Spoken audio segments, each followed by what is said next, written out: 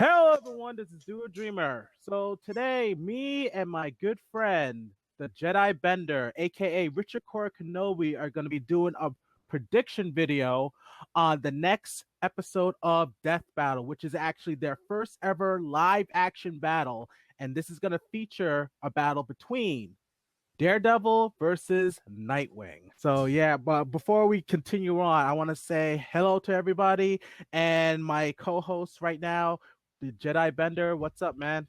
Nothing much, man. Hi, everybody. Happy to be back doing predictions once again, and just want to thank you all for the support on my new channel. We're almost at 200 subscribers, if you can believe that. So That's awesome. Thank you all so much. Yes, so thank you so much from the bottom of my heart, and I'm definitely looking forward to keep doing these. Awesome. Yeah, I mean, it's great that your channel is growing pretty fast. Like I remember Yes, when it is. we first met, you had like the double digits, but then you started growing and growing and growing. Now you're growing faster than you used to. You know what I mean? So that's a good Yes, sign, in my opinion. yes, absolutely. Yes, it is. So Death Battle is gonna have its first ever live action episode. And I remember last year I did a video about the possibilities of doing a live action battle, and I never thought they would actually do it. You know what I mean? Me neither. The only thing was that my hope for the first ever live action battle would be Red Hood versus Winter Soldier. Because I thought that's something that people wanted to see so badly. Yes. But this is just as good. I mean, this is just as good having Nightwing versus Daredevil. This is something that's been requested from other people, from a lot of people. They want to see these two go at it. Absolutely no. To definitely go off what you said, this has been something that has been heavily requested since season one, because it's two characters at peak, arguably superhuman levels, but it's also two heroes who are the best at what they do in their own respective universes. And the fact that it's a live action fight, which, like you said, has been something that we've been waiting to see Death Battle dip into for a long time, because you definitely do have people like Bat in the Sun, Isma Hawk, and so many other people who bring these fights to live action, and now it feels like Death Battle has always been the last one. So now that they're finally getting to it, it feels like that's it. Like now they can say they've done it all. Right. Well, except for stop motion. I'm Well, waiting that for them to too, do yes. stop motion, like either claymation or something. That's something I would like to see. If Yes, same here. somehow they bring in like a character from Clay Fighters or something like that, I wouldn't even doubt they would use claymation stop motion. But Yes, but, absolutely. but as we mentioned, it's going to be in live action, and Isma Hawk is collaborating with ScrewAttack, which it actually makes a lot of sense because if Yeah. you guys don't know, Rooster Teeth and Isma Hawk are part of the same network as Full Screen, so it kind of makes sense they're going to work together. I mean, I think they don't mind working with other people like Bat in the Sun, but right now Bat in the Sun is busy with their ads with the Power Rangers mobile app. I don't know if you've seen those yet. Yes, I have. No, yeah, you're definitely right. This is interesting, and also ScrewAttack and Isma Hawk have been talking about this for a whole year. They've become very close friends, so it feels like the time was definitely right to do this Yes. for all parties. Exactly. Yes, And so we'll do a little quick talk about who's going to be playing who. yes. Nightwing is going to be played by Danny Shepard, who he's Oh no no, stranger to playing Nightwing. no, he's not. No.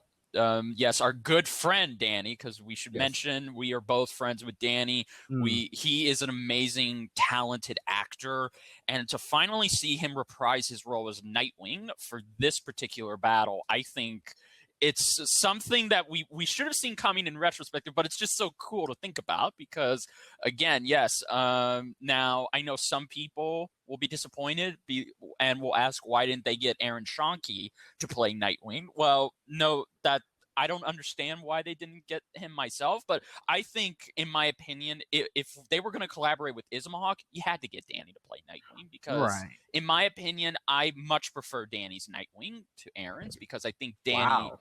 Yes, I know that's a bold statement. No, again, I love Aaron. Aaron, if you're watching this, I love you, man. But again, I felt like Danny was able to fully capture and bring Nightwing to life. If you don't, and if you want to see that example, we highly recommend you guys go check out the Nightwing series on Ismahawk. You will not regret it.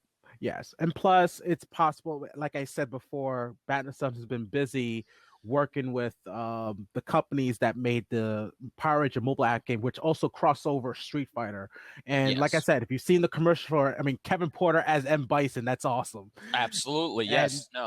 And Jason David Frank reprised as well as Tommy, of course. But anyway, the person who's going to play Daredevil is actually Tyler Tackett, who also played Android 17 in Light of Hope series from Robot Underdog. Yes, and as soon as I found that out yesterday, I was like, "Oh my god!" Like that's so.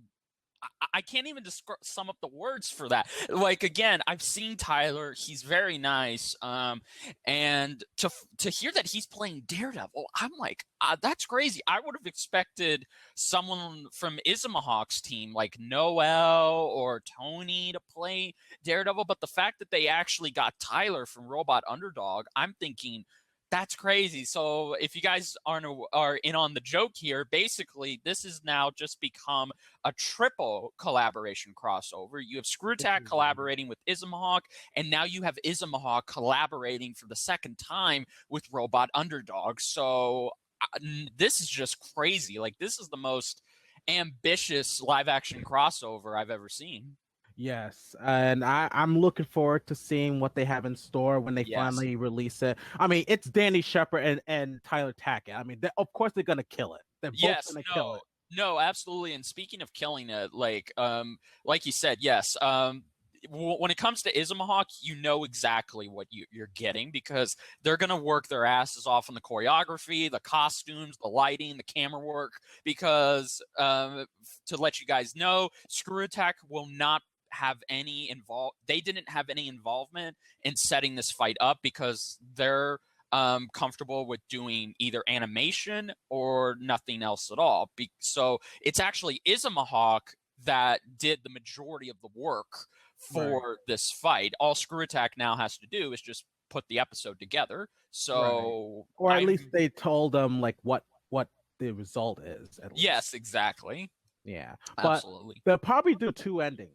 You know, like that would be interesting. Yes, like that would really feel like a Bat in the Sun episode because I don't think Ismahawk does alternate endings. Not that I know of, no. So. Yeah, exactly. But anyway, so enough talking about a little backstory on this episode that's going to be coming up pretty soon. Let's talk about the predictions of who we think is going to win between Nightwing and Daredevil. And I'm going to talk about Nightwing a little bit. Of course, Richard's going to give his input on Nightwing as well. So yeah, I'm gonna be honest with you. It's very easy to talk about Nightwing. No, yeah, you can easily talk and sum up everything about Nightwing, in my opinion, in less than 5 minutes. You know, because everybody knows Dick Grayson. Like, yes, like as soon as you are brought into this world, you immediately know who Batman is and you know who Robin is. And so, yes, I think this is going to be very easy to talk about. Right. So a little backstory of Dick Grayson. He is a great acrobat because he was part of the Flying Graysons and the Trapeze. And a mobster killed his parents because the mobster was trying to shake up the circus for some protection money. They chose not to pay, and that person decided to kill his parents to show that this is what could happen if you don't pay. So with that, Batman was on the case to find the murderer of Dick Grayson's parents. At the same time, Batman took Dick Grayson in as his ward, his faithful ward. I just want to coin that phrase from the 60s. Yes. Otherwise, or for those of you who don't know what ward is these days, another term is Bruce Wayne took Dick Grayson in as his own adoptive son. Pretty much, yes. Yes. So, and then to get closer to each other, Batman or Bruce Wayne brought him into his world that this is what I do at night. Yes. And Robin wanted to join in on it, and Batman happened to oblige. But here's the thing, though: he was like 11 years old. Yes, he was. Yes, he was. He was 8 to 11 years old, depending on the timeline you look at. And yes, he was training him to pretty much go out in the middle of the night to help him beat up criminals. And again, like, I think you all see where we're going with this. You take in a kid off the street, you adopt them as your own son, and you put them in tights and give them all this training just to go out and beat up criminals. Well, actually, at first it was tights that's so bright that any bad guy would actually fight her. Exactly. But somehow he survived it, though. He did survive. So. Yes, he survived being Robin from age 11 all the way to college. Yes. Like, so that is crazy. Right. And of course, we know that what Batman knows, Robin knows as well. So Batman actually legit trained Robin of everything he knows. Now, it's been argued where is Dick Grayson master everything that Batman has? Actually, no, he hasn't. Yeah. You know, and that's why I always tell people, everyone when they say in a debate, they'll say like, well, Nightwing easily wins because he was trained by Batman. But I say, yes, he may be trained by Batman, but he's not Batman. No, he's definitely not. To go off what you just said, yes. Dick Grayson is a master in his own right, but unlike Bruce, he's not the master. He's a master, but he's not the master. And yes, Dick Grayson is definitely not Batman. He is his own person, and we'll get into why that is going to play a huge factor into this later on. But yes, and also, as you all know, he would eventually stop being Robin because of a falling out he had with Bruce, because Bruce's ways were just getting too monstrous, to coin a phrase.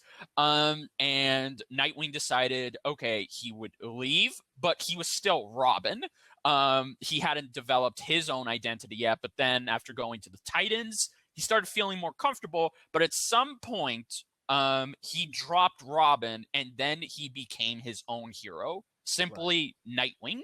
Yes. And a lot of people like Nightwing. A lot of people like Nightwing. I think he's like very badass and whatnot.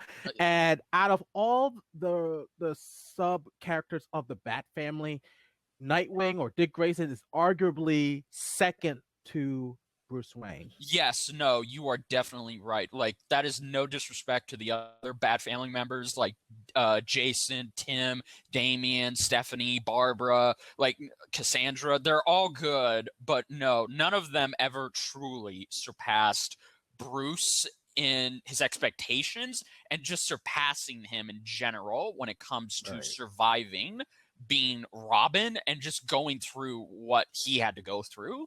So yes, like Nightwing is definitely a fan favorite in the Batman universe. Like I would even make the argument, in my opinion, I actually like Nightwing more than Batman at this point, because I think some people do. Yes, because Nightwing is a very relatable character. But yes, so that's pretty much the backstory, guys, on Nightwing. And again, it's very easy to sum up. So yes. Yeah. To sum up what he can do, he pretty much can do similar things that Batman can do. He's great at hand-to-hand combat. He's great at stealth and also using deception as his ally to go against any bad guy, any foe. He also is very knowledgeable with weapons and gadgets like I wouldn't call batarangs, but they're called wing. Yeah, Nightwing invented his own version of the batarangs. He calls them wingdings. Wingdings? Yes, wingdings. That's what they're called. What? So he pretty much he ate out of wings like Hooters or something like that, and say, "Oh, these are wingdings." Wait a minute, I got an idea. My batarangs, wingdings. Yes, exactly. Man. So as for his physicality, his physical attributes is at human peak level. He's like at the best, like an Olympian. And like Yeah. he's sort of like Batman. He's sort of like Batman in terms of like strength, speed, agility. And it's arguably that he's superhuman. Arguably. Yes, no, and to also go off, but unlike Batman, which Batman is, as I like to call, a jack of all trades, but he's mostly somebody who uses strength, speed, and stealth. Dick decided he would be different from Batman by using and putting more emphasis on his agility and acrobats, because that's one of Nightwing's most popular and most powerful martial arts that he uses. He always prefers to use acrobatic skills to evade and sometimes be fast enough to get out of a situation, or pretty much just to dance circles around his opponents. Right. And the other thing is he doesn't have a cape anymore. So No, he doesn't. As he figured out, whenever he built his own costume, he decided, okay, a cape is going to be a liability, and for him to be able to move about as free as he wants with no hindrance from heavy armor or cape, he decided he would ditch the cape and he would have less heavy armor as Bruce. Right. In his armor. Right. So yeah, in terms of like say popular feats, he has almost done it all. You know what I mean? Yes. His time with the Titans and what he's been through, like defeating guys like trying to remember certain names. Trigon, Deathstroke, Brother Blood. Deathstroke. Yes, mostly Deathstroke. Yes, Brother Blood. He's also been a member of the Outsiders. He's also been on the Justice League. Yeah, no, he's pretty much, it's like you said, yeah, we could list his feats for hours on what he's done and accomplished. But yes, he has, as I said, he survived Batman's training. He would survive being Robin. He's definitely beaten most of the criminals in Gotham City and his own city, Bloodhaven. Yeah, so I mean, he's pretty much taken down all kinds of people you can imagine, like superhuman people, mob bosses, criminals from Gotham and Bloodhaven, intergalactic demons like Trigon, and cult members like Brother Blood. He has just done it all. Like, there's nothing Dick Grayson hasn't done at this point.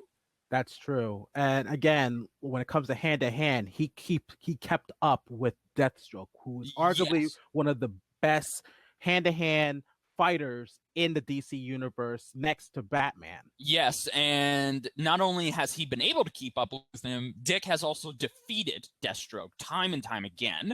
And the fact that he was able to do that, because remember, guys, this was a time when he wasn't going to Bruce, and he had to learn to do things on his own. So the fact that he was able to defeat Deathstroke time and time again, at this point, it's easy to defeat Deathstroke because Dick Grayson knows him and knows how he thinks. So, yes, that definitely gives him some greater measure of feats right there. Right. And one last thing to talk about is his signature weapons, which is his tonfas, which actually emits electricity. Yes. He can also make it into a staff and also nunchucks. And the electricity has like a voltage enough to knock down even the most healthiest, well-fit people. You know, it was able to knock them down clean. It's like a taser. Yes. A little bit more powerful. Yes, his stamina sticks are very, very powerful. Like, in some cases, some people have even classified them as being more powerful than all of the policemen's tasers combined. So these things, so it's not, when he hits you with these, it's not just one shock, oh, you go down, because he can control the amount of electricity discharge that goes into him. But for taking on bigger enemies like Blockbuster, Clayface, he can rank up that voltage to pretty much do some serious damage. And if you ever were to get stunned by the stamina sticks on maximum level, let's just say it has a potential to stop a human being's heart and put you in the hospital. Yes, or paralyze you. That too. Temporarily, not permanently, but temporarily paralyzed. Yes, absolutely. And also, too, his suit. We should definitely talk about his suit. He does wear, similar to Batman, his suit is mainly made out of Kevlar, but His suit, in some instances, is actually bulletproof at close and long range.